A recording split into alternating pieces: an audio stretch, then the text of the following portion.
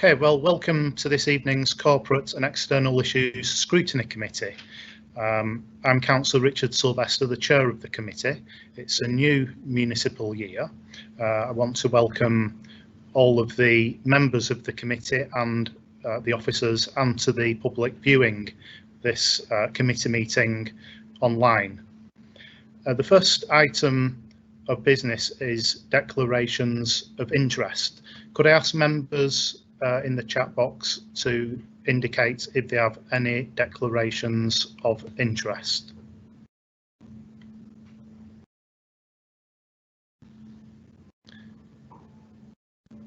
None have been expressed.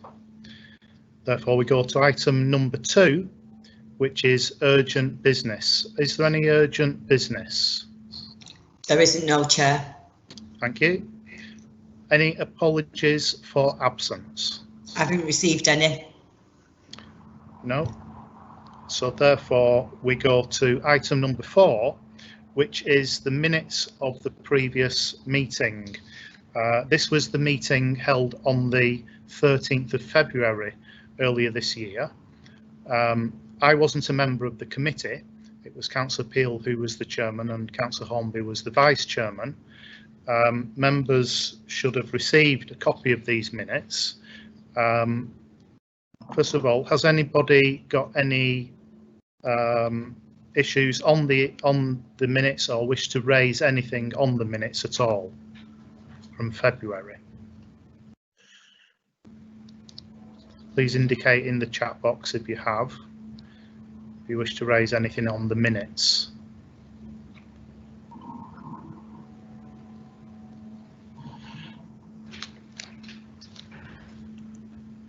Can't see that anybody has indicated. Councillor Hornby has moved approval. Therefore, could members indicate in the chat box if they approve the minutes? They accept the minutes, please. If you can indicate if you accept the minutes.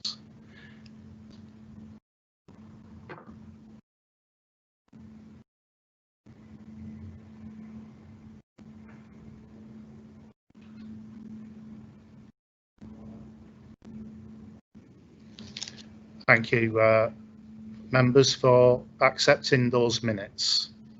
So therefore we go on to item number 5, which is our main presentation for this evening, which is Bolton's Humanitarian Response.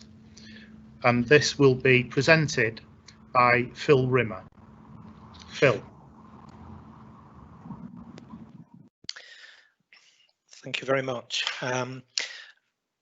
What I would like to do really is give you an overview of our response over the last 4 months to the pandemic and the way we've supported residents in Bolton through that period. Hopefully you'll all be familiar with the orange banner on screen at the moment, which is present on our website and advertises our helpline number and our opening times. Callum, could you move to the next slide, please? So the reason we set our humanitarian response up is to support our most vulnerable in Bolton through this period. There are many residents in Bolton that have needed to isolate for many different reasons. We've got close to 15,000 in Bolton that are extremely clinically vulnerable, but we also recognise with other people at home due to losing work, taking unpaid leave, looking after children and family, financially vulnerable or struggling with health and well-being. Next slide, please, Callum. So our response was very much a collaborative approach. This is by no means an exhaustive list. It's to give a flavour of some of the services and organisations that were involved in delivering our response. Next slide, please, Callum. And again, this is by no means exhaustive. This is an overview of some of the organisations that have been involved in helping us to deliver support to residents across Bolton. As you can see, a very wide range of organisations, some that directly feed into our humanitarian group and other community organisations that have been organised through the CVS. Next slide, please, Callum. Just to give some assurance really of the governance around how we've managed this over the last 4 months. So we feed information through the corporate leadership team and through executive members. There is a Greater Manchester Humanitarian Assistance group that meets every week that I dial into, and quite a lot of the information through that group feeds into our Bolton Humanitarian Assistance group that I chair. We have a coordination and triage team headed by Lisa Helens from Public Health, who also manages our response hub.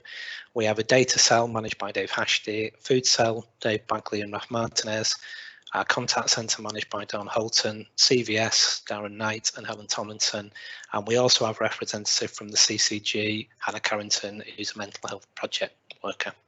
Next slide, please, Callum. Just very briefly, the process for supporting people. Most of our contact comes via our helpline and through the web. The contact centre sits very much in the middle of that process. Depending on the need that is presented by the residents, we then hand off to various organisations and services that deal with that need. What you'll notice in the green box is that as well as receiving calls in through the helpline, we also have made outbound calls to shielded residents, and in a couple of minutes I'll come on to that in a little bit more detail. Next slide, please, Callum.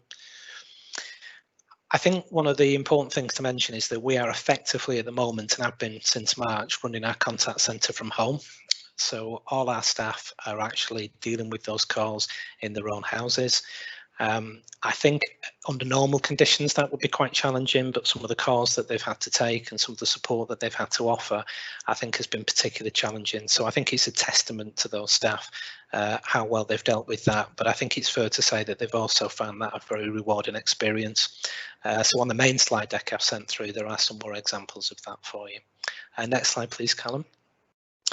Not to forget as well that we've also had staff from our contact centre based in the town hall as well, and so obviously they've been providing that support through this period in addition to the staff working from home. Next slide, please. So one of the things we've been keen to do is capture customer feedback. I'm pleased to say that the majority of that has been complimentary, but I think the reason this is important to us is so that we can continue to design the way we provide that support. So we've been really keen to capture what customers have said about their experience in terms of accessing that support. Next slide, please. I think if you was to sum up the presentation in one slide, this is probably the slide we'd use, and thanks to Andy Wikowski from the comms team who's put this together for us. And what this does in a snapshot really is provide the the humanitarian response in numbers. This obviously will be an ever-changing picture, so this is very much a snapshot in time, but this will be something we can use in future publications and something we can probably provide over the website as well at some point. Next slide, please. I mentioned very briefly at the beginning the response hub. I think what's particularly impressive about this team is this is a group of staff that have never worked together before. So this team was set up very quickly back in March, headed up by Lisa Helens, and those staff have been absolutely incredible. They tend to deal with the more complex cases. So once we fulfil basic needs such as food and medication deliveries, this team will actually deal with much more serious issues around mental health, well-being and various other issues that are presented. Next slide, please. So again, we've captured customer testimonials as part of that process. And again, I have to say that the feedback from the customers that we've dealt with has been quite emotional at times, you know, to see the impact that that team has had on people's lives during the last 4 months. Next slide, please, Callum. We couldn't have done this without the involvement of the CVS. They've been absolutely invaluable to this process for us, and we've got a whole range of community organisations throughout the last 4 months that have done incredible work out in the community. 26 mutual aid groups that have set up in response to the pandemic, and they've been doing a whole range of things from shopping for people, looking after pets, you name it, they've done it. And again, without that, we wouldn't have been able to provide the support we provided. Next slide, please, Callum. Urban Outreach, most of you maybe will know Dave Bagley is the Chief Executive of Urban Outreach, so he's given us a quote there to sum up his experience of this process. But basically, Urban Outreach have been providing our central food offer through the Central Food Bank. Next slide, Callum, please. And again, these numbers are very much a snapshot in time, and so these numbers will certainly be higher now. But I think what's most impressive about this particular slide is, again, the organisations that have supported us. So you can see from this slide that Greg's, Green Ulch's cards, cars and Warburtons. We've taken anything that's been an offer, to be honest. If there's been an offer of food, we've accepted it. Cars in particular provided us with a freezer unit that again was invaluable, and the type of food we could take in and provide as arranged to our customers. Next slide, please, Callum. So the next 3 slides I'm going to go through very quickly. This one basically just outlines how we've provided our food offer. Next slide, Callum. This one is gas and electric support that we provided through local welfare provision. Next slide, please, Callum. And then our medication support, which has been mainly delivering medication to people's houses. Next slide, please. And then one of the things we picked up when we were speaking to our customers was the number of them that needed further support because of isolation. And so that was delivered in the form of weekly contact calls that were provided through our library staff. And one of our library staff, Laura, has provided her experience over the last few months, and also a befriending service that's been coordinated by Bolton CVS. Next slide, please, Callum. In particular, we were worried about our shielded cohort because we know that they were a group of people that literally couldn't leave the house, and so we were really keen to make sure they had the right support in place. Next slide, please, Callum. And the way we did that, and again, this has been invaluable to the process, is by managing the data that came through from central government. So data cell headed up by Dave Hashty, and they've crunched that data so that we can start making outbound calls to customers. Next slide, please, Callum. And this is the last slide, and this really just gives you a little bit of information about our outbound calling campaign.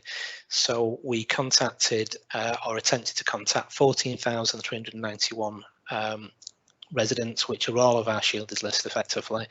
We managed to speak to nearly 11,000 of those. We then took the other 3,000, whittled that down to about 400 through various other cross checks, and we are in the process of doing welfare visits for those residents. So we're actually going out knocking on doors and making sure those people are okay. And a very quick final point, just launched today, is a second outbound calling campaign, which is based on data that's just been sent through by central government. And an example of that is people that are no longer getting the government food parcel but haven't registered for a priority supermarket slot through DEFRA.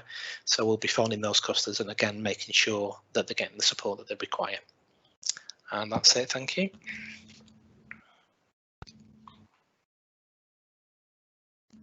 Thank you very much, Phil. That was a very comprehensive presentation, a lot of information there. Thank you very much to all of your staff for doing what you're doing. You've had to do this in a very, very short space of time. I just think it's fantastic what you've achieved and are achieving. I've got 2 members who have indicated that they wish to speak, so I will take them in order. If any other members wish to speak, type into the box to speak. First of all, I'm going to take Councillor Paul Heslop. Councillor Heslop.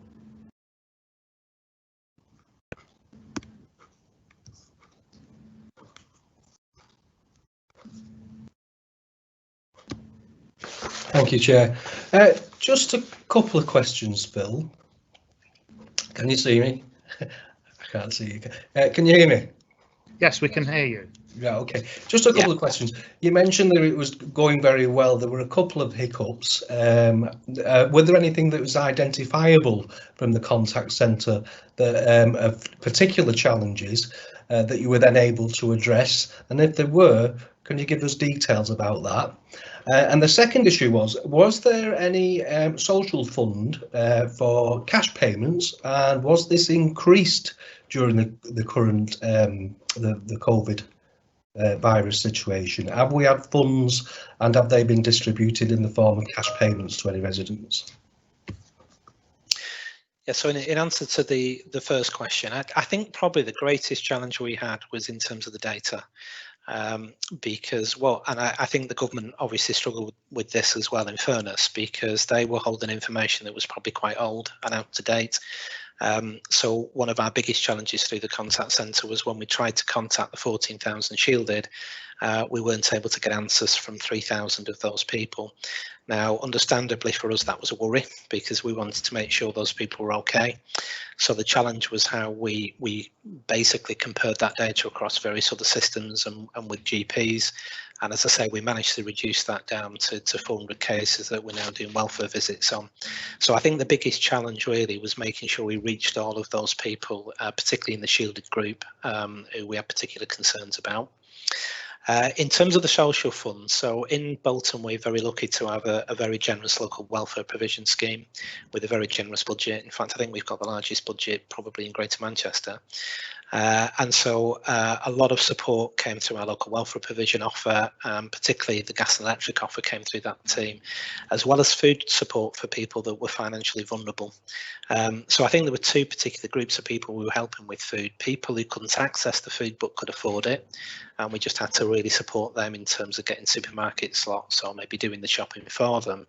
And then another group that was financially in financial difficulty that we supported through our local welfare provision scheme. We don't give cash awards, and that is a debate that's going on across Greater Manchester at the moment, with most authorities basically saying that there are concerns about giving cash awards. So we've tended to provide goods and services as part of our offer rather than cash. Thank you. Okay, thank you very much for that, Phil. Now I'll take Councillor Nick Peel, who has indicated. Councillor Peel.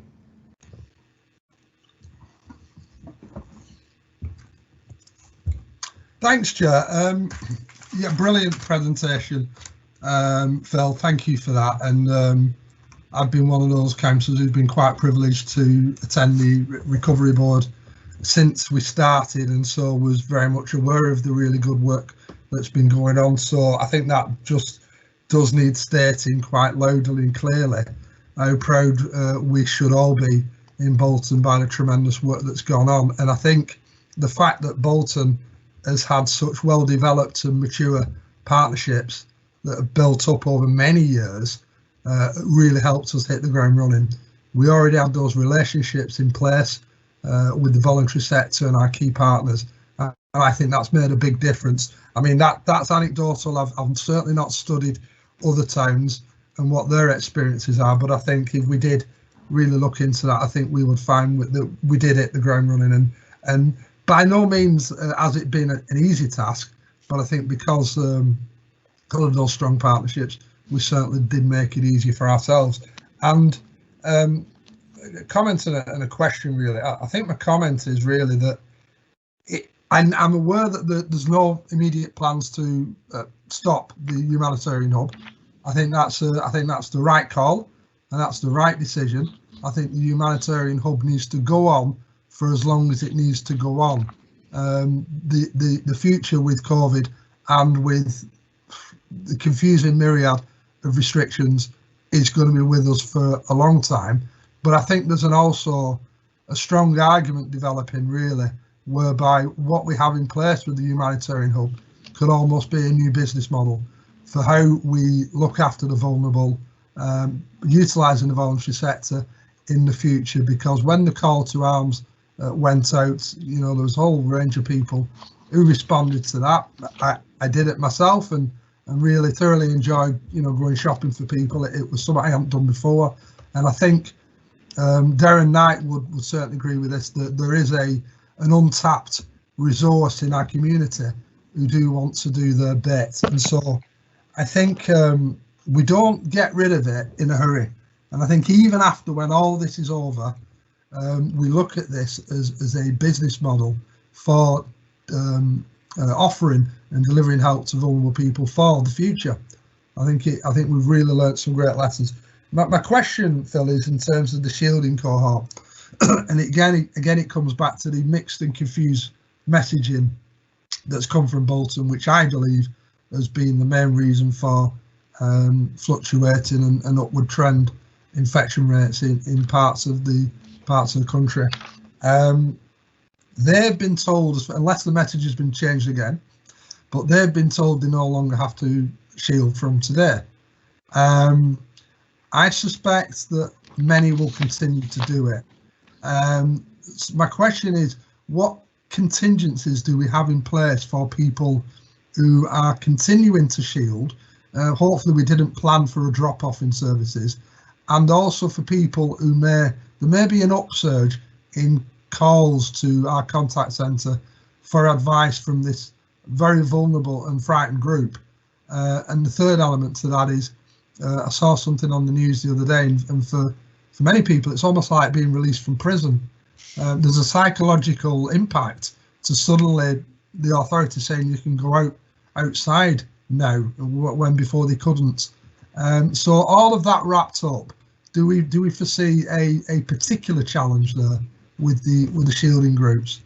Thank you.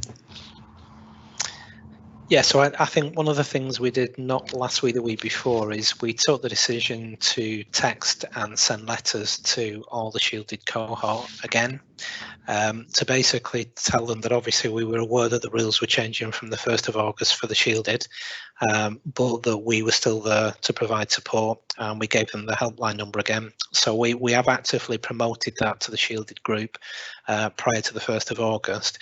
We have seen a bit of an upsurge in calls. We've been averaging probably 20 to 25 calls through the helpline per day. We got 50 calls through the helpline on Friday. So very early days, but a sign maybe that we are going to get more calls coming through. The helpline is managed through our main contact centre, and I think one of the advantages of the contact centre being based at home at the moment is we've actually found additional capacity as a result of that, and so we're quite confident that we can manage the numbers coming through the helpline even if they were to go up, you know, fairly significantly. And equally, our response hub, although a couple of staff have gone back to the substantive roles, we have still very much got that response hub in place dealing with those more complex cases. I think where the pressure comes, and I think it comes back to the point that you made at the very beginning, is our voluntary sector. So if you speak, for example, today, Bagley, he'll say that he can get access to food and he can buy food if he has the funding to do that. But then you have to have the volunteers and the transport to get that food out into the community. And then equally with the community groups that have been organised through the CVS, it's the same challenge that some of those organisations may struggle if we had a real upsurge in the way that we did when we first went down into lockdown. I think that might be a challenge, but I am quietly optimistic that with the structures we've got in place at the moment, that we will be able to tackle an increase.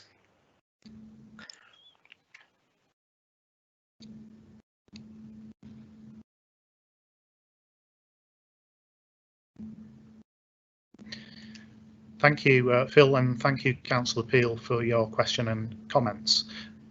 We now have a question from Councillor Julie Pattinson. Councillor Patterson.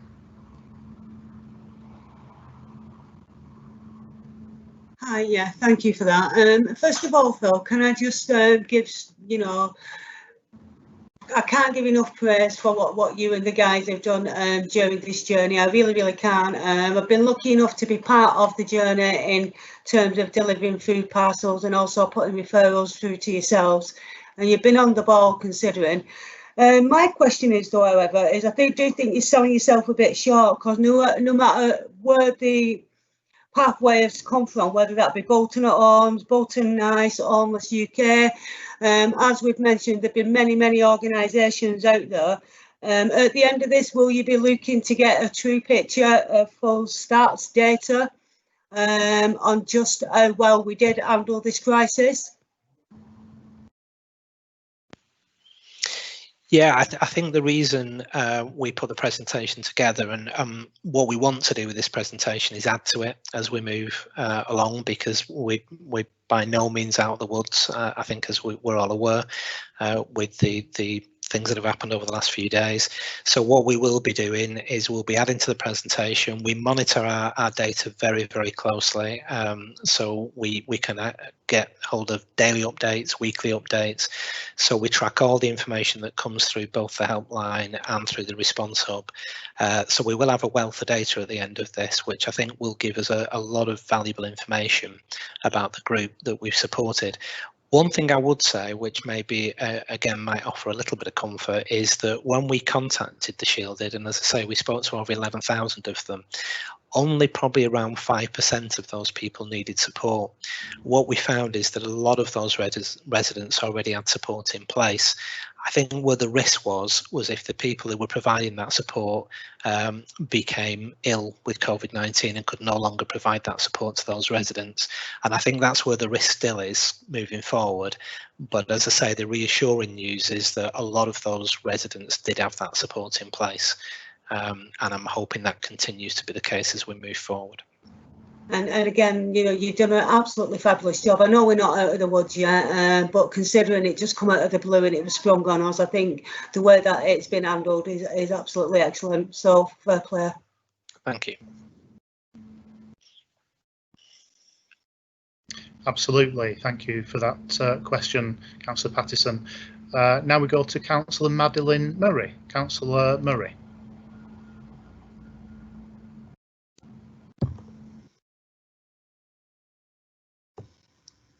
Can you hear me? We can, yes. Oh, brilliant. I was waiting for a light for some reason.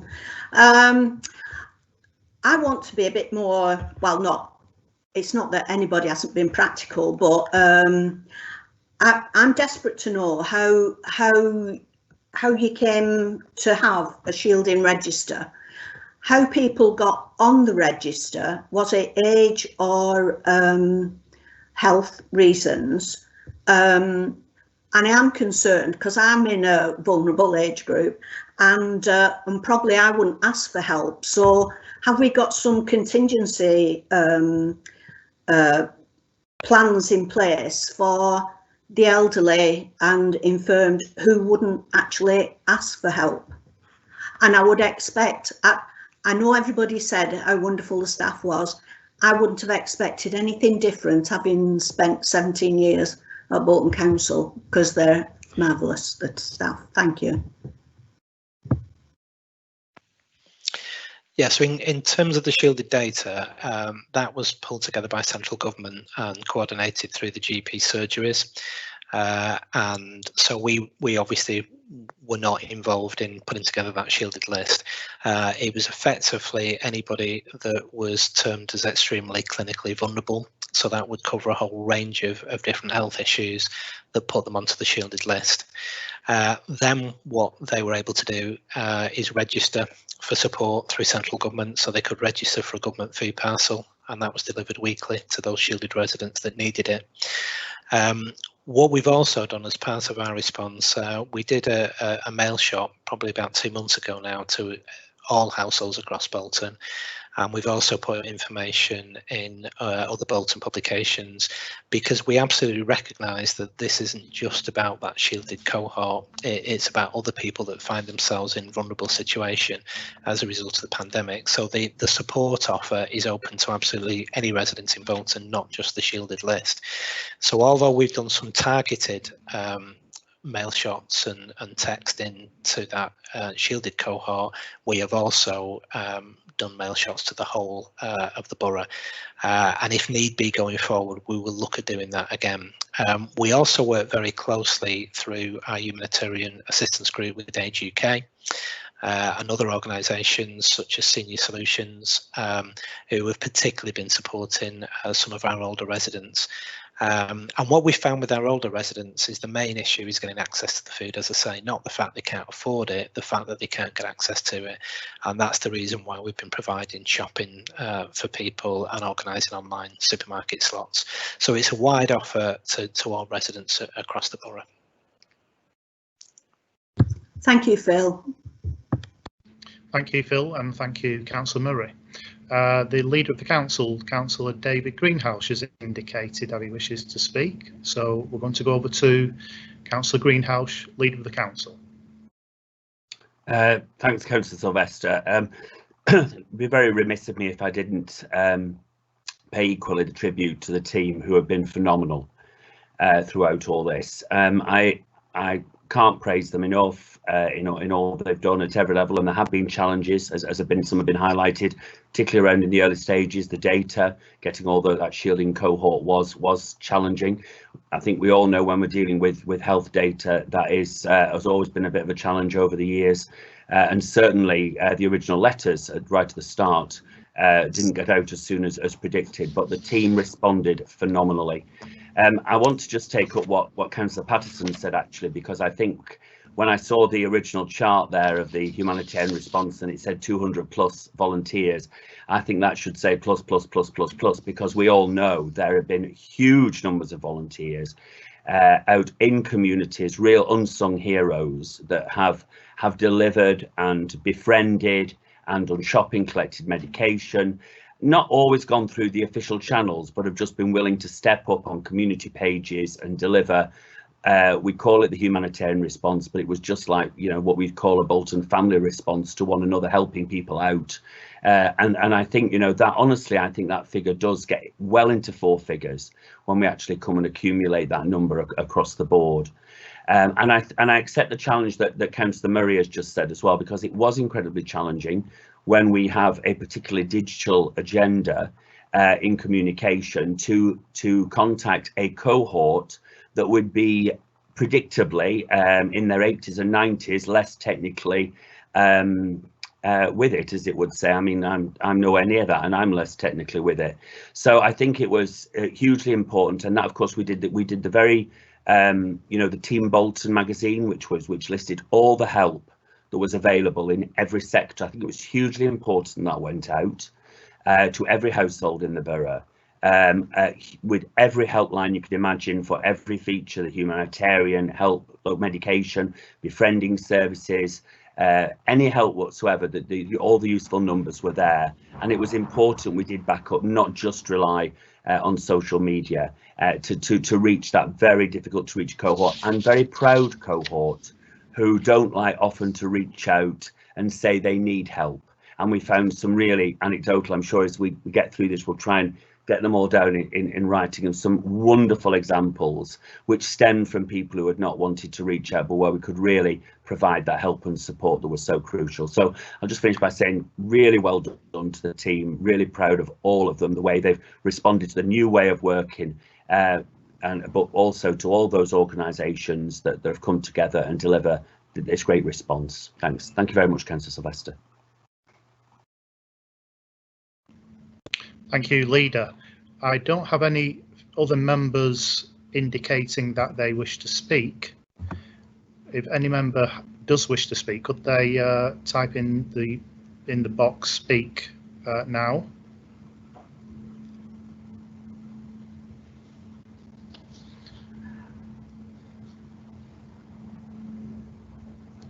No other members have indicated that they wish to speak. However, this pandemic has certainly had a effect on the Borough Council, and our Borough Treasurer, Sue Johnson, is going to go through a short presentation now on the financial consequences of COVID-19. Borough Treasurer. Thank you, Chair. So good evening, members. Obviously, one of the huge asks of this council has been the financial impact that COVID has and will continue to have for the future. So a short presentation from myself just to update members on the position so far.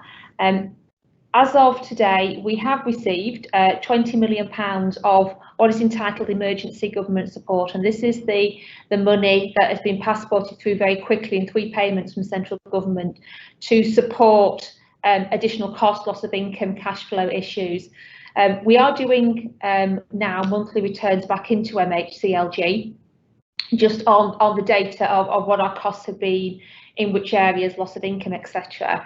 And they are currently saying and it is in, caveated, a return to normal from the 1st of August. And I think by that, what they are saying is that as businesses start to reopen, as people start to go back to work, we anticipate a change in the financial pressures, but obviously it is very early days and the figures will change, which is why the 3rd bullet point on this slide, the full year effect of our estimate around costs, loss of income and any unachieved savings, it is an estimate. The figures in this presentation are at the end of June. We are now starting to look at the 1 month further to the end of July, but I have to say that, estimated is underlined for a reason. These figures will change as we further understand the impact on the council's finances of the current situation. So we could go to the next slide, please, Callum. So in terms of additional costs, at the end of June, we were looking at about £13 million. Now, there's a whole mix of things in there. Not surprisingly, adult social care is top of the pack. Not only just over £1 million that we have incurred directly as a council that falls within our accounts, but in addition to that, we've been able to passport 2.4 million through to the CCG to access NHS funding, and also we've had a separate infection control grant, which again has allowed an additional £2.3 million worth of monies to spend directly on infection control. And that's not just within the council, but importantly within care settings across the borough.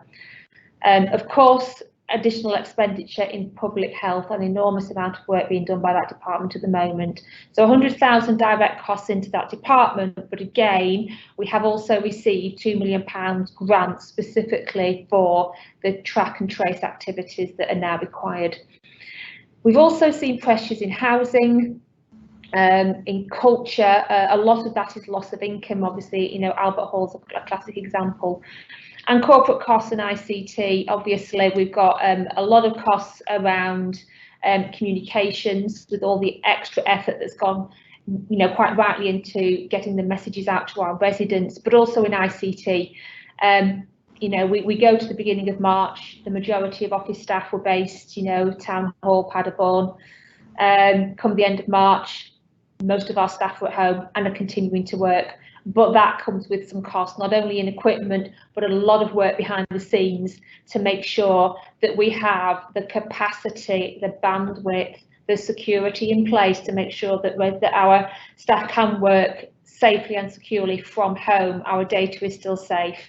And then the final bullet point, again, that is something that will change. So as we got into this financial year, we were halfway through a 2-year budget strategy. We knew we still had savings to get out across the council. This is almost our worst case scenario position if the pandemic does not allow us to get our savings cuts coming out by the end of this financial year. To give members reassurance, that figure will definitely change. There is an enormous amount of work going on behind the scenes to get reports ready, to reassess options, to get those savings out. But obviously, in terms of the information that goes back into government, that is a cash flow hit. So our costs are still higher than they would have been had those savings not come out. Hence, it goes on the return and reporting it this evening. So the next slide, please, Callum. Even more significant than the cost we face is our loss of income. The airport, it's been in the news, hasn't it, around Manchester Airport. We are a minority shareholder along with other Greater Manchester authorities, and the airport is unable to pay any dividend both in this year and in the foreseeable future for very obvious reasons.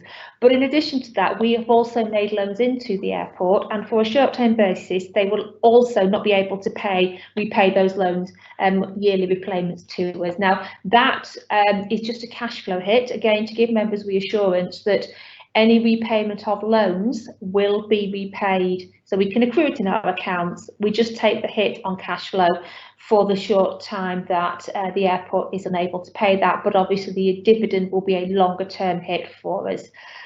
Unsurprisingly, we are also seeing in the early part of this year a reduction in the value of both business rates that we are collecting and council tax.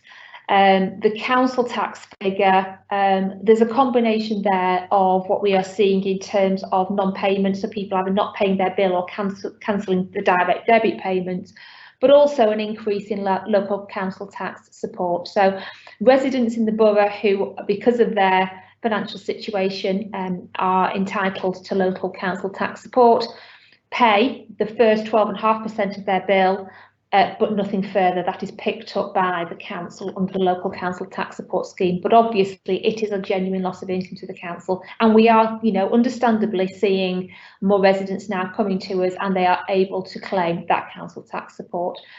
And then obviously there are other sales fees and charges that we make as a council and that is our estimated loss of income. Now, the government has recently said that they will support councils beyond the first 5%, budgeted 5% for our sales fees and charges. They will look to support us to a value of 75% of that figure. So we are just looking at, the returns going in, the information they want. So we await confirmation of the value that will give us. But obviously, that is really good news. It's more money coming back into the council to help support our budget in this year. So in total, what that means is that to balance our budget for the current financial year for the impact of COVID, we will be looking to use reserves of around about £9 million. Now that's on top of what we'd already planned to use as a council to balance our budget whilst we're getting our budget strategy figures out, and on top of any reserves that we will need to balance any demand pressures within the council as well, which is why it's really important that we now keep a very close eye on the finances and make sure that we are getting out our savings as quickly as we can. And we also welcome any government funding, which is obviously we've already had the 20 million, and the next slide will give us more. Just to make the point, the final bullet point here is that the impact of the business rates and the council tax loss of income falls into subsequent financial years. It's a quirk of local government accounting in how we have to deal with any losses in that. And there was some really good news on that a couple of weeks ago, because what the government have announced is that rather than that having to be caught up in the accounts next financial year, we can spread it over the next 3 financial years, which will help enormously in mitigating the impact of this situation when we come to set the council's budget in February of next year. So we just go to the final slide, please, Callum. So other funding. So, I mean, this is the good news slide, really. There is one around the money. Grants to businesses. There has been a huge effort by the team in getting the money out to local businesses. It was a scheme set by the government. They set the criteria. So it was quite restrictive. Not everybody was able to benefit from this, but for those that were, we have paid the initial scheme. There was just over 5,000 businesses and we got £57.5 million out to them. Then a further discretionary scheme, again, I think probably 200-300 businesses impacted by that. Again, another £2.9 million out to local businesses. And we've had some really good feedback around, without this money, I wouldn't be here. Really welcome. And then, as I've mentioned through the presentation, we've had other grants for specific purposes, which again, we've been able then to target residents, support and businesses. So I'm happy to take any questions, Chair.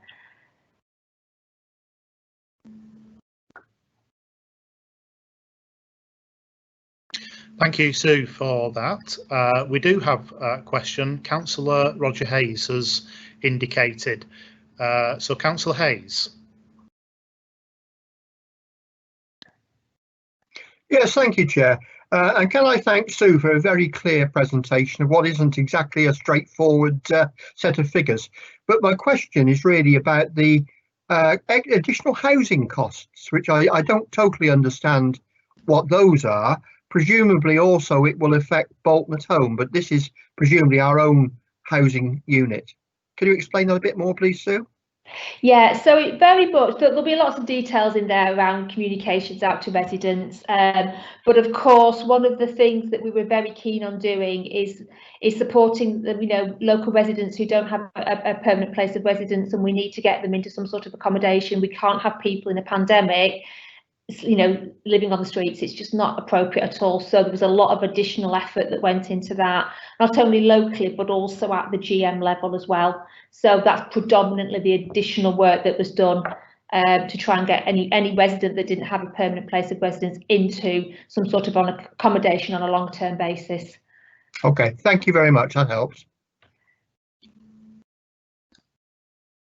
Thank you, Sue, and thank you, Councillor Hayes. Councillor Heslop has indicated. Councillor Heslop. Okay, thank you, Chair. Can you see me now? I can't see you. Can you see Councillor Heslop? No. We can hear you anyway, Councillor Heslop. Right, okay, then that's good enough. Just a couple of questions, Sue. One of them is the reserves took a £9 million hit for the 2021 budget. Have we got any idea of what is left in the reserves? And the second question relates to the support from central government for the council tax support of 3.45 million for this year. Is there going to be, has that been used, and will we be requesting any more money from central government to support the council tax support scheme? Thank you. Thank you, Councillor. So in terms of reserves, we don't know yet what we will have left at the end of the year. There is a long way to go, but what we do know, we started the year in total it was about £137 million. That's everything. Now, obviously, you'll have heard me say this many times. Once we start taking out, we know what's already allocated, what's needed to balance the budget. I expect a significant reduction in that, but I can't give you a figure this early. In terms of council tax support, so the hardship fund will be applied back into residents' accounts who are on council tax support. So in effect, they will not need to pay any council tax in this financial year if they're paying the 12.5%. There unfortunately has been a delay in doing that because the system that we use had some quite significant technical issues in running the programmes to apply it. It wasn't just Bolton, this is a system that's used across the country. And so there's many authorities in the same boat. I think we are nearly there. We've been lobbying them extremely hard. We were due to upgrade the system. We very much said, well, that's not happening unless you get that sorted out, to put some extra pressure on them. But I think, subject to final testing, that will be going ahead. And in terms of are we asking the government for any money? Well, yes, of course. Everything is very gratefully received at the moment, and hence the monthly returns that do go into government is one of the key ways we do it. But also national societies. The treasurer of one of the Greater Manchester authorities actually chairs a national treasurers group at the moment, so has an ear of MHCLG. There is an awful lot of lobbying going on behind the scenes. It's not just local government, of course, it's every sector across the country at the moment, but I mean, I have to say it's been very welcome what we have got so quickly out of the government. It will definitely make a big impact in balancing the books this year, but of course, if anything else is going to come down the line, that will be very gratefully received as well. Thank you, Chair. Thank you, Sue. We've now got Councillor Nick Peel who wishes to ask a question. Councillor Peel.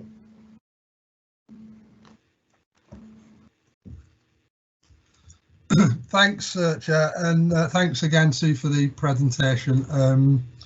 You do make things quite clear that they're incredibly complex, because, as we know, local government finance is incredibly complex. And I just want to start by making it clear that the government nationally, in terms of the economic response to COVID, does need to be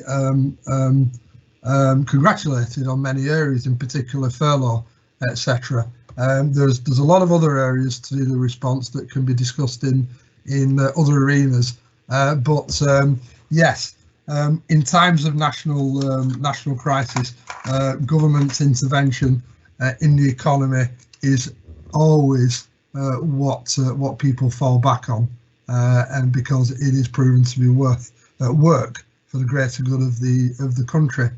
But my fear is that, as we've seen since 2010, local government again becomes the Cinderella. My fear is that yet again it will be local government more than anything that's going to feel the backlash of an economic downturn. So there's a real worry there, and they did say that right at the beginning, they did say that no local authority will be worse off as a result of COVID. But I mean, we already know that is not going to be possible. That is a promise that the government made that they cannot fulfil. For instance, saying that we'll cover 75% of loss of earnings after your first 5% is an immediate admission that loss of earnings isn't going to be covered by the government. There's a lot of things, particular issues that face councils that I feel we're going to have to take a big hit on. In terms of that, my first question, I do have another question. In terms of that government support of 75% of loss of income after the first 5%, does that cover our airport income, Sue?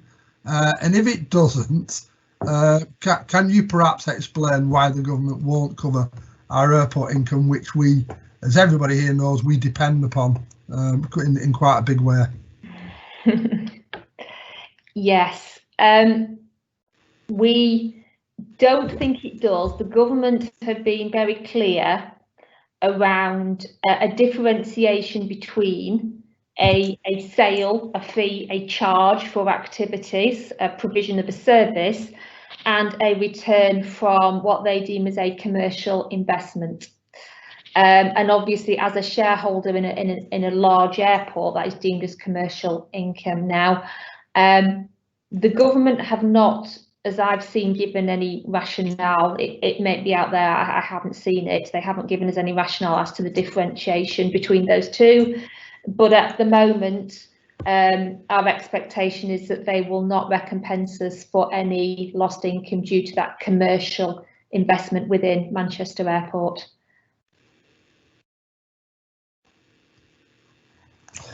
Thanks for that answer. It doesn't surprise me, and I think it is quite sad, because it shows a lack of it's not a lack of understanding, it's a lack of recognition from central government that local authorities across the country have been innovative over the years in terms of how they protect services by bringing in income through other methods, and because of that innovation, it's almost like we're punished for it, because there's no recognition that it is a crucial part of the council's income, and just to take that out of the equation, I think is wrong of the government to do that. I hope that that the council is lobbying on this particular issue, perhaps through GM.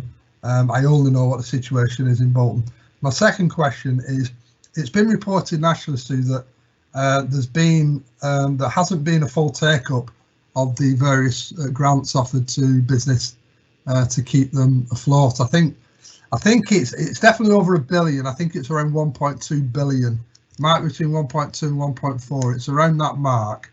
And what the Local Government Association is lobbying hard on is that money is distributed to councils to assist councils in helping businesses in their own way. But my understanding, and please confirm this, is those specific business grants are ring-fenced for this purpose, and if it's unspent, it goes back to the Treasury. So you've just confirmed that one. And the second question is, do we have any reason to believe that we have untapped businesses in Bolton who still might not be aware? The reason I asked that question is I dealt with some casework well into the business grant scheme from somebody who ran a small business. They'd applied for the business support grant, were not eligible, and I pointed out to them there's another pot called the discretionary grant pot. They applied to that and were successful. And okay, there's 100 reasons why people might not read a website properly when it's there in your face, but that just occurs to me that there may well be many small businesses, small entrepreneurs, people with few employees or even self-employed who haven't tapped in, because presumably 1.2 billion unspent, some of that must also apply to Bolton. I appreciate these are questions you may not be able to give full answers to. I'll have a go. So in terms of our allocations, we got, I think it was about £61 million on the initial amount. So we've got 50, what did I say, 57 was it, out. So we've got a little bit unspent in terms of the first allocation. In terms of the second allocation, the 2.9, that's all gone. Every penny of that has been spent. Now, we've done an awful lot of comms out. There's been a lot of word of mouth. Business Bolton have been using all their contacts. We've had a lot of members really helpfully giving us contact details so we can follow up. So I would hope that everybody who was eligible has applied. There's a few who weren't who applied as well, but you know, it's worth a go, isn't it? I think my plea would be to members that if you know of any businesses who haven't applied, who think they might be eligible, they need to do that now, because what we've learned today is that the government are closing the scheme at the end of August. So in terms of how long it takes for them, you know, to fill in the forms, it's a slick process, but then it comes into the team, they process it, get the payment out.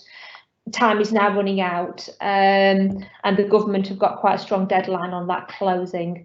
Yes, nationally, that I've seen reports myself in the, particularly for the discretionary funds, some local authorities saying we've had a handful and we've got it left. Now, obviously, we are administering a government scheme. It would need the government to tell us how they had changed the scheme with that unspent money for us to do something different. But if they did that, we would, you know, very welcoming, and then, you know, the systems are all set up there, and then off we go again, offering it to a different type of business that we weren't able to offer the support to on the first and second schemes.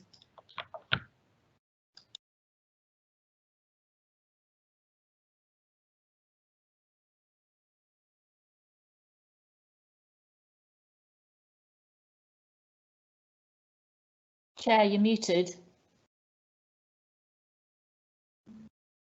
Sorry about that. Thank you, Sue, and thank you, Councillor Peel, for your questions. Councillor Akhtar Zaman has indicated that he wishes to speak, so we'll go over to Councillor Zaman. Councillor Zaman. Hi, thanks, Sue. Thanks for the presentation. We, not very long time ago, were told that reserves cannot be touched. It is surprising how things have changed in relation to reserves, but we are in unprecedented times, I suppose, and we have to accept things as they are.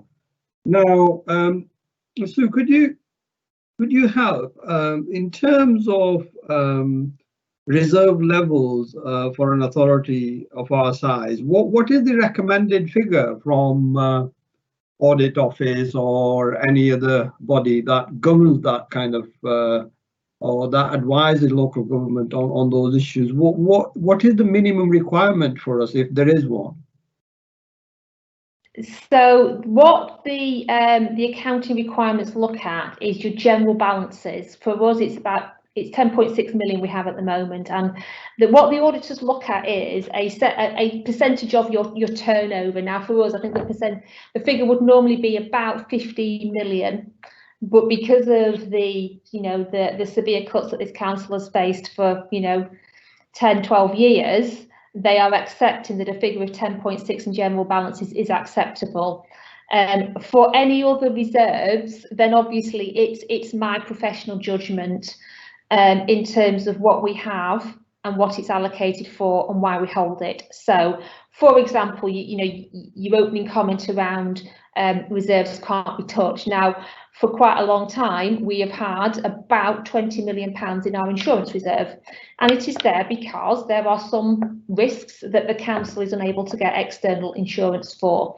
So we build that up, and there's a lot of data behind that to say why we believe £20 million is the appropriate figure to have. Now, as we get through this financial year, what we're likely to have to do, I'll use this as an example, is to look at that £20 million and say, actually, we might need to reallocate some of that to be able to balance the accounts in this financial year. What does that mean in terms of the council taking additional risk, and is that a risk we are prepared to take? So it's a trade-off between taking more risk because we don't have the reserves to back it off, but also in terms of the reserves that we hold for specific purposes and for specific projects. Some of the challenges will be we need it to balance the books from the situation we're in. Therefore, this project, this initiative is no longer going to happen, and that is something that we will have to look at throughout this year in terms of understanding the total impact of what COVID is giving us. And then as we close the books, because as we all know, we legally have to produce a balanced set of accounts at the end of the year, which is why there's an awful lot of work going on in the background in terms of how we look at our reserves and also meet all the other challenges that we face on a day-to-day basis as a local authority. Thank you, Chair. Thank you. Thank you. Thank you, Sue. Thank you to Councillor Zaman. And Councillor Greenhalgh, the leader of the council, has indicated to speak. Councillor Greenhalgh. Thank you, Richard. It was just on that point, and I just wondered if the Borough Treasurer would clarify, but certainly in the last Labour administration's budget, there was the use of reserves. I think in memory it was either 7 or 9 million reserves. I think it was the 9 million to allow for cash flow to defer some of the savings. I'm not criticising that. We'd said for a long time to use reserves, and the last Labour administration did it in a budget, and we're still putting out that last that 2-year budget that was put forward by the last Labour administration. So in actual fact, the reserves and many of the reserves that we're talking about now is actually a proposal to use those reserves for cash flow from the last Labour budget. So I don't know if the Borough Treasurer just wishes to confirm that, but I'm pretty sure that is the case. Thank you. Yeah, it's absolutely right, Leader. We've done it for a number of years, as members will be aware, a deliberate tactic, because back in the day we had proportionately high reserves, so it was a reallocation of them to allow us time to bring in the cuts in a proportionate and measured way, and also not have to do a very hard 1-year hit. So we've for many years done a 2-year budget and used our reserves to smooth in those cuts or defer them to future years in the hope that additional income would offset them. But yeah, absolutely right, Leader, a very deliberate tactic in managing the finances of the council. Okay, thank you, Sue. No other members have indicated that they wish to speak. So could I thank you, Borough Treasurer, for your presentation. And now I think we're going to have a small presentation on the Chief Executive's Directorate. Yeah, thank you, Chair. So okay. as we move to the thank you. So as we move obviously to the normal thing that Scrutiny does at its first meeting, which is think about what it would like to scrutinise the Directorate over the forthcoming municipal year. I just wanted to give members a brief oversight of the department because there have been some changes, which is really welcome. So in a nutshell, this is me and my team. So we now have 5 assistant directors. So Helen, as we know, is Borough Solicitor, Lee as Assistant Director for HR and OD, Phil, Revenues and Benefits, Customer Services, and then newly appointed 2 new names now for you, Emily Brooke, who will be joining us in October, and she will take over the portfolio for strategy and partnerships, and Andrew Williamson again taking over in October, and he will have the portfolio for transformation and ICT. So just go to the next slide, please, Callum. So this is what I look after, obviously the Directorate Leadership team, but in my role as Borough Treasurer, I've also got some direct heads of service, the corporate accounting team, the Exchequer Services, which is payroll and payables, Oracle procurement and internal audit and risk. So next slide, please. In terms of Helen, she has 5 service areas here. Very close to members' hearts, I know. So democratic services, elections, registrars, coroners, and last but certainly not least is our legal services team. Next slide, please. So Lee, newly appointed into the role of Assistant Director, has human resources, organisational development, and importantly, our health and safety and wellbeing teams. Next slide, please. Phil, again, newly appointed into the role, looking after revenues, benefits and customer services.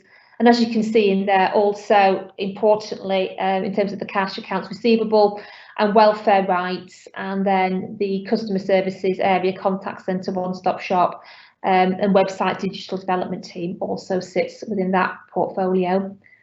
So next slide. So Emily, she will be taking over portfolio for strategy and partnerships, which encompasses marketing and communications, which obviously has events in there as well, partnerships, performance, neighbourhood management, areas of working, linking into the Vision Action Group, Active Connectors, Prosperous Board, and the Voluntary Sector, and then also the corporate programmes, so looking after all our council policies, is everything in the right place at the right time and updated. Information flows through to GMCA and also an oversight into our savings programmes as well. And then our final slide is Andrew. So Andrew will be picking up the challenge around all things digital, looking at how we use digital to transform the council, something that we've been very eager to do for quite a long time, as members will know from previous discussions at this committee, but also will take on the line management of the ICT team, because obviously in terms of transformation, you know, IT is the key enabler to do that, and he will also be then the interaction into the contract management with our partners Agilicis. So happy to take any questions and hand back to yourself, Chair. Thank you, Sue, for that. Could members type speak into the chat box if they wish to ask a question?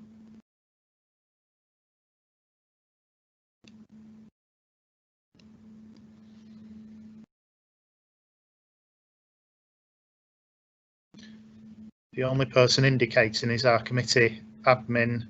Actually, Councillor Peel has indicated now, so I'll take Councillor Peel. Councillor Peel. Sorry, Chair, I think Councillor Heslop indicated 707 before me. Yes, Councillor Heslop has indicated just before you as well. It didn't come through on mine immediately. So Councillor Heslop. Okay, third time lucky, hopefully. Thank you, Chair. Thank you, Sue. One of the persons that's going to be very important at the council, one of the officers, I should say, is the person that's in charge of sourcing funds from other places, namely from central government and say GMCA. Who is that person that will be in charge of sourcing funding and grants? That very much sits across all directorates, because as you can imagine, there are so many different sources of funding available, not just from GMCA and government, but other local government organisations.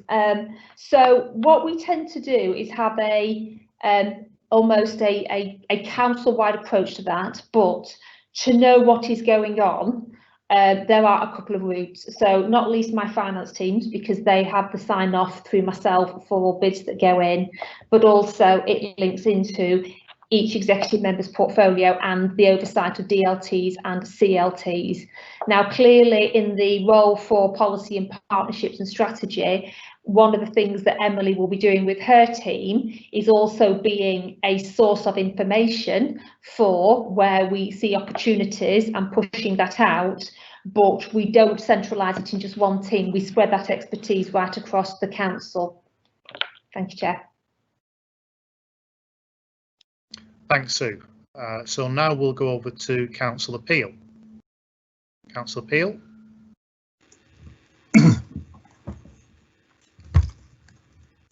Thank you, Chair.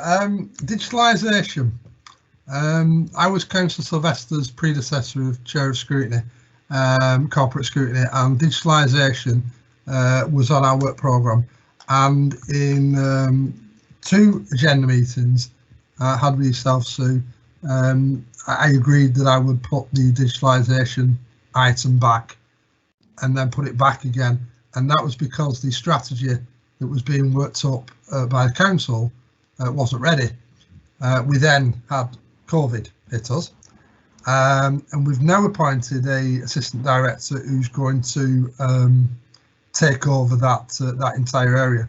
My question is, was the strategy actually ever completed, or are we bringing in a new assistant director and saying let's start from the beginning and do it and come in with your own ideas? Because I hope it's not the latter, because if it is the latter, then you've got to ask yourself the question, what on earth have we been doing for the last 12 months on the digitalisation strategy, especially as we know that COVID has made this even more even more important for services.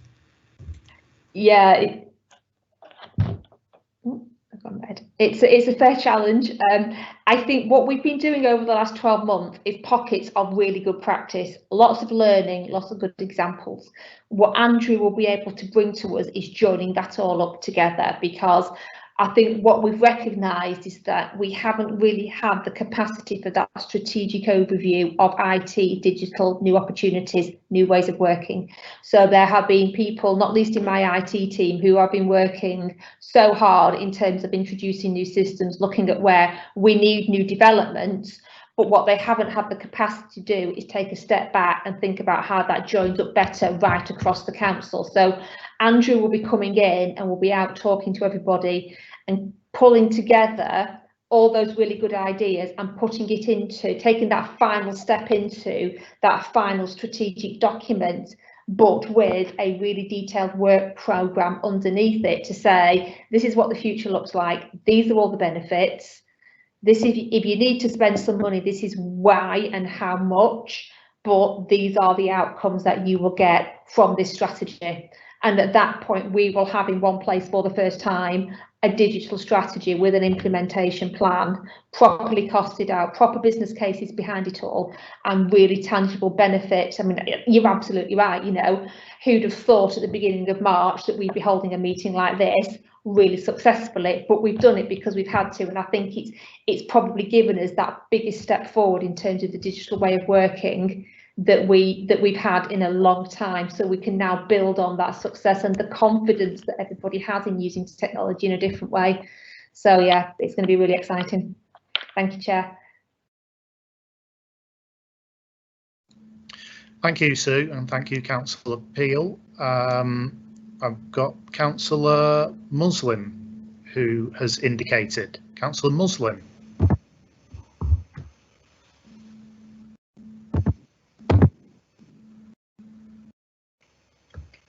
Thank you, Chair.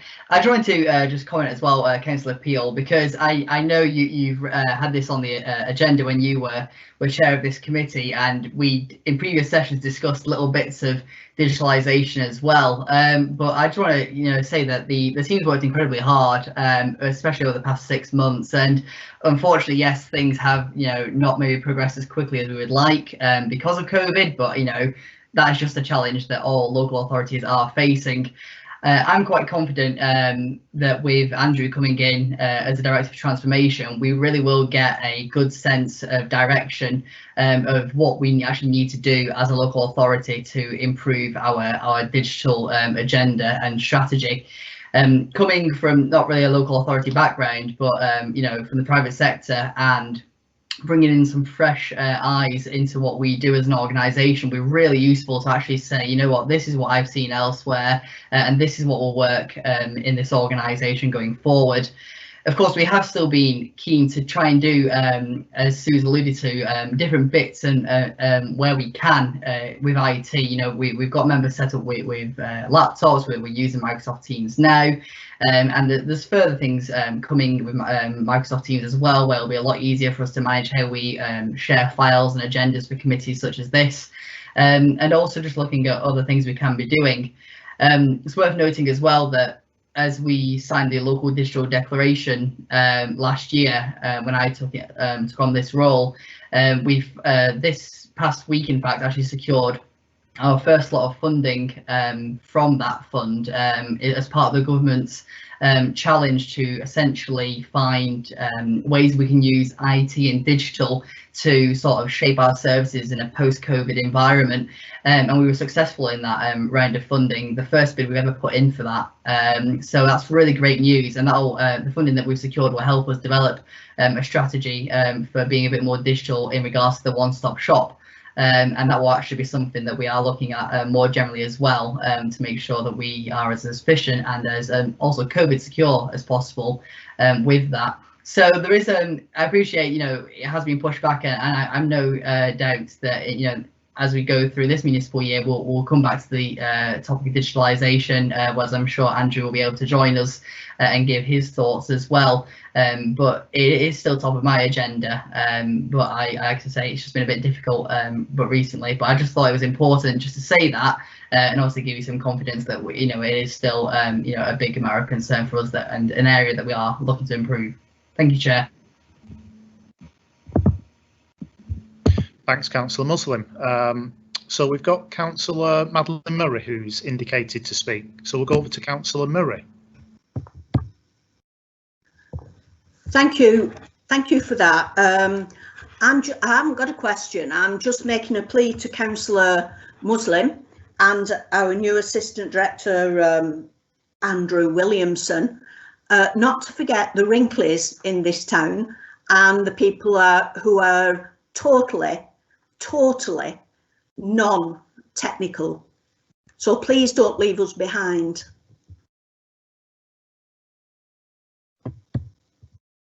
Sure, thank you, Councillor Murray. That's a very valid point that you make. So I don't think there's any more speakers. Actually, Councillor Muslim, have you indicated that you wish to speak again? Okay, so Councillor Muslim, do you want to reply? Councillor Muslim. Thank you. Yes, it was just a real quick response to Councillor Murray's point there. Again, when we mentioned digitalisation in the past at this committee, I've been very clear that when we look at this agenda, we won't be leaving anybody behind. We've known throughout this crisis and before, really, that it's the elderly that do struggle with technology, and we're all about digital inclusion rather than digital exclusion. So please be rest assured that we will be looking to focus on making sure that all residents will be able to interact with the council in any way they want, but of course making sure that digital is a priority, but not turning anybody away from interacting with the council just because they are unable to access it, or they don't know how to. But of course, we'll be looking at ways we can work, not just as a council, but perhaps with the private sector to, upskill residents where we can, provide sessions like we already do in the libraries for residents to get involved and teach themselves a bit more about IT. But yeah, it is something that we are aware of, and we of course won't be looking to exclude any resident, no matter their age, about how they interact with the council. Thank you. Thank you. Can I come back? Yeah, yes, you can. You can come back, Councillor Murray.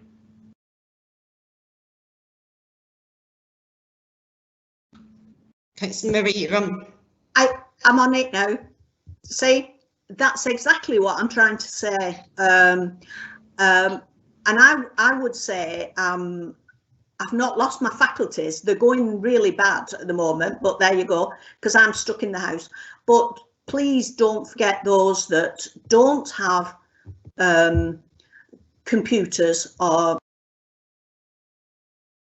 the library either. You just need to be a bit more cute in how you get those that fall through the net. But thank you for your reply anyway. Thanks.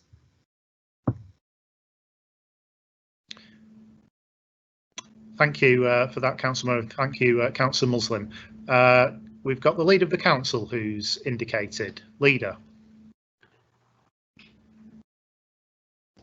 Yes, thank you, Chair. And it's just a very small point, really, and just to totally reassure Councillor Murray that is one of the challenges of it. But just that I think often when we talk about digitalisation, we often think of it in terms of communication, whereas there are many digital initiatives that will absolutely help the elderly population, and not necessarily that they have to use them as communication tools or have to go on a computer to access them, but devices that will let their loved ones know that they're well or that they're in need of help that can be fixed. And there are so many digital initiatives out there that will ease and help the elderly not look after themselves, but to access help and various other mechanisms. And it's a whole host of those within, I know within the adults portfolio as well, that we'll be looking at to see which will hopefully help and contribute to the lives of the elderly without putting the onus onto them of having to become computer literate or anything of that. It's about those digital initiatives, not necessarily having to get them on a computer to access it themselves. Thank you. Just a small point, Chair. Thank you. Thank you, Councillor Greenhalgh, for that. So I think it takes us nicely onto item 6, the committee work programme for 2020-2021, this municipal year. So Vicky, could you take us through this agenda item, please? What had occurred in the previous year and where we're up to, etc.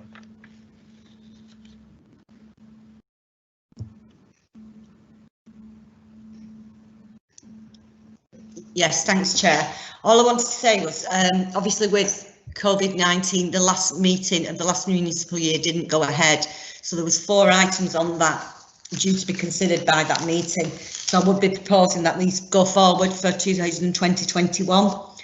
And then in terms of going forward, where we used to do workshops, what we've proposed this year is that members have any ideas they want members to scrutinise. Excuse me, if they can email me prior to the next meeting, and then the director will sit down with the chair and vice chair and come up with a proposed work programme for members to approve at the next meeting. Thank you.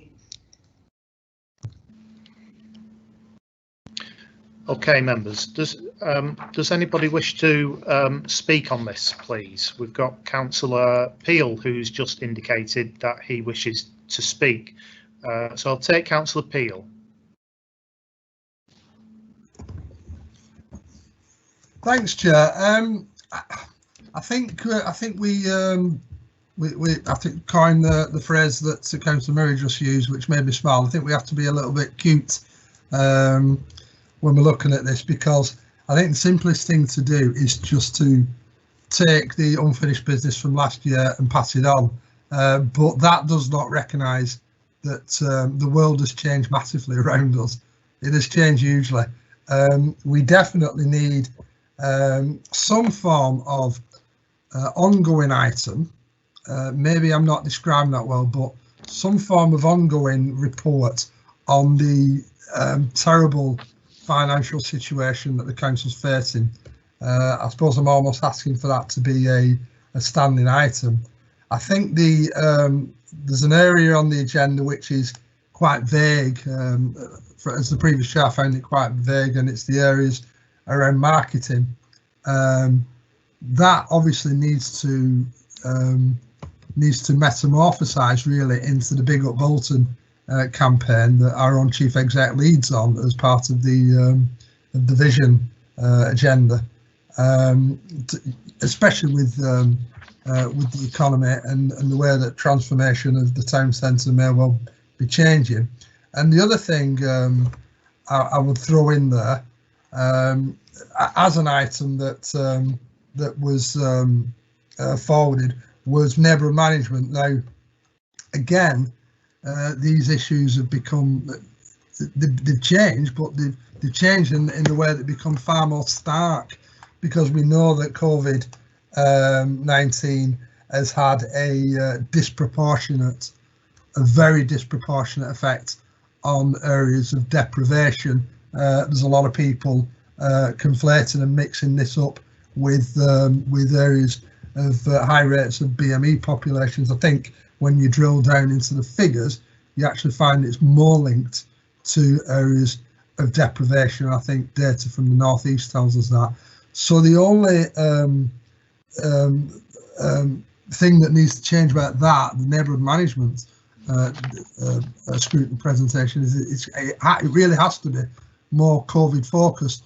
Now, I could talk, I'm sure members would not like me to continue talking, some would, some might not, for the next 15 minutes, but I would make an appeal to you, Chair, to really put that appeal out to members about, apart from the things I've mentioned, about things that on the corporate agenda that have changed, and therefore our work programme needs to change to reflect the changed world that we're in.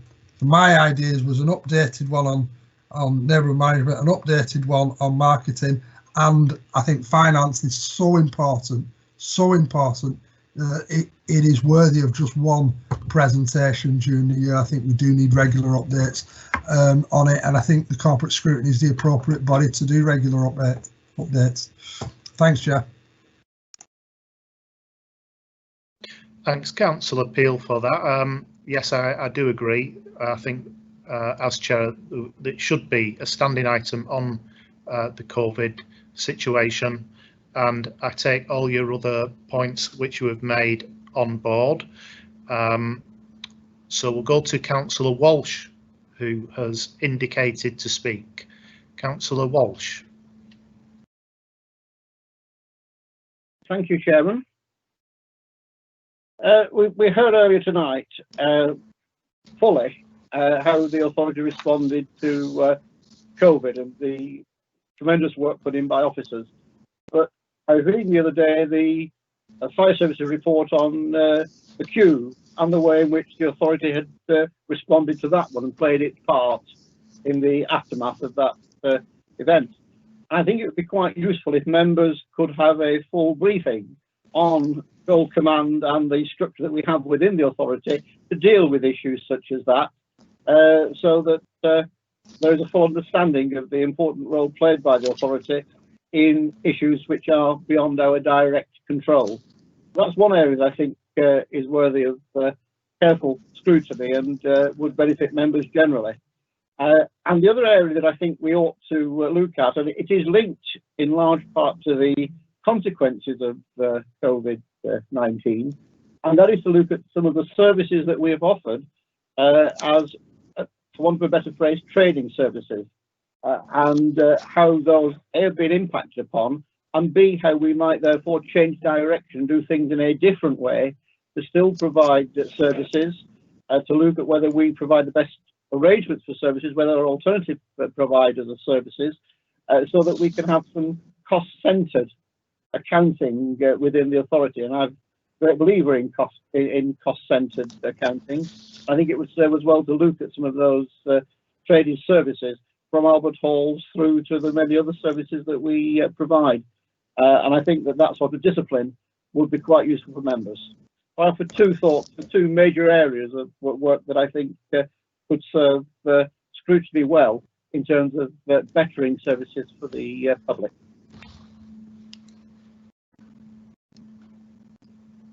Thank you, Councillor Walsh, and I've noted those two suggestions down as well. I don't think any other members have indicated to speak. I just want to check with Vicky, our committee admin officer, if the Albert Halls falls under the remit of this scrutiny committee, or if it comes under the place scrutiny committee.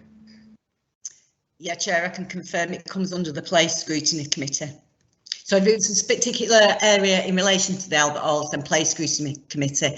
If it's about trading services across the council, I think it would come to corporate, and we've had it here in the past. Thank you for that.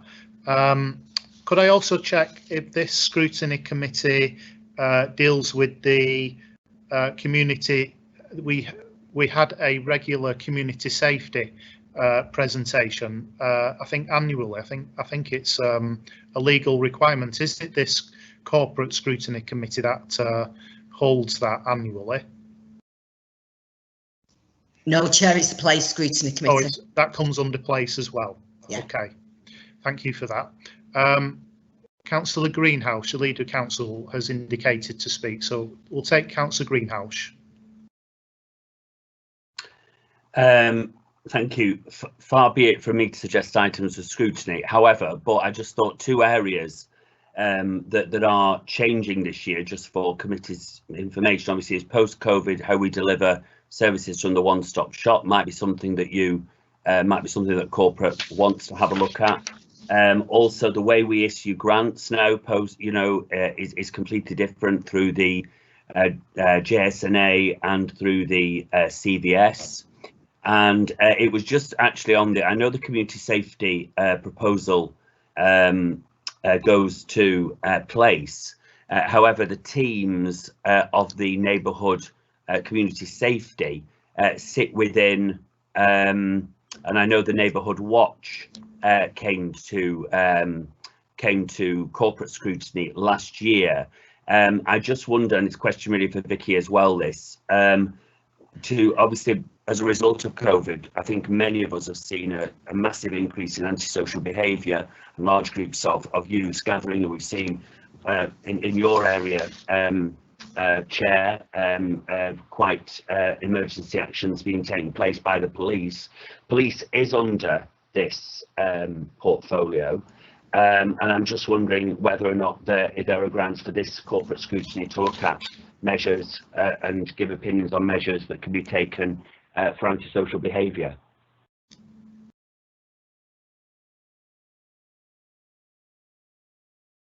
Thanks, Councillor Greenhouse, for that, and that's actually why I raised this issue if it came under this scrutiny committee, because of what had been occurring, especially in my ward in Horwich North East. So I just want to check with Vicky if that kind of topic can be covered on community safety under this scrutiny committee. Yes, it can, Chair. It can, yeah.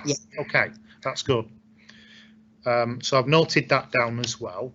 And Councillor Murray has indicated to speak. So we'll take Councillor Murray now. Thank you, Chair. I'm glad we've sorted that out, because I want to put the antisocial behaviour arising from nitrous oxide canisters as well. So that would be, because I know the police are trying to work on things like that. So I'd like to put that on the work programme as well, please. Yes, I think that's a very important issue as well, because that issue is occurring all around the borough. So could I just check with Vicky as well? Could that issue with the nitrous oxide canisters, could that be part of community safety? Yeah, it can, Chair. Yeah, we can bring them along to do a composite presentation from members on all the issues that are associated with community safety and crime and disorder. Great, thank you very much for that. Now, does any other member wish to speak? There isn't anybody else indicating. I'll give you a few seconds to type speak in the chat box.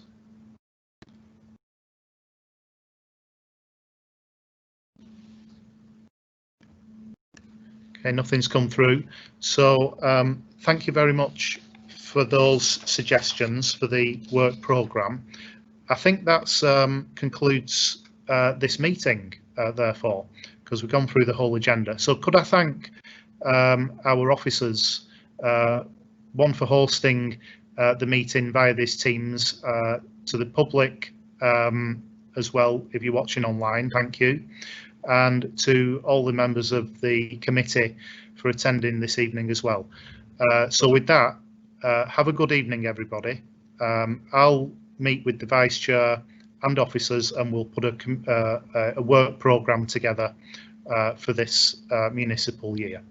So good evening, everybody.